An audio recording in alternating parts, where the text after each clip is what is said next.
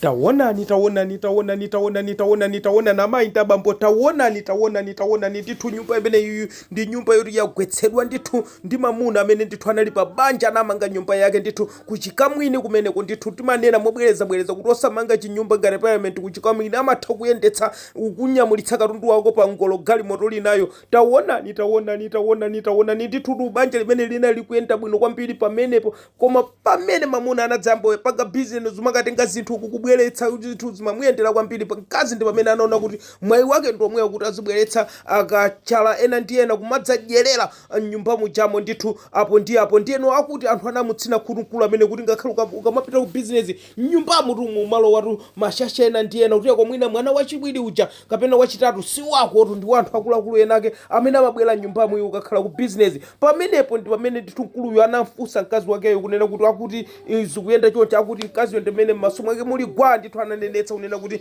ndilibe nazo ntchito zimene mukuyankhulazo olo zitakhala zoona ndiye mungatani, ngati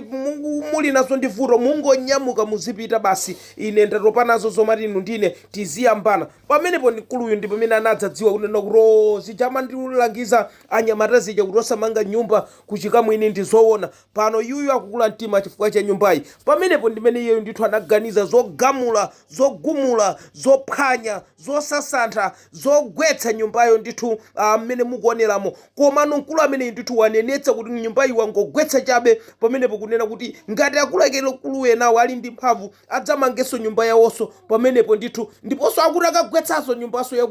yaku imene anamangiranso mayi yakenso kumenekonso. Ndipo wanenetsa kuti panopo akatenga chija ndithu amati chigalimoto chija iniwo mukuchidziwa chithipa chimenechi ndithu akuti chikanyamula chidzanyamula malata ndi zina zotero, kuti mkulu ameneyu ndithu aone kapena family imeneyi ione zakuda zimene anaona mbonaona kipingu ndithu iniwo mukudziwa nkale. Taonani taonani ziliko.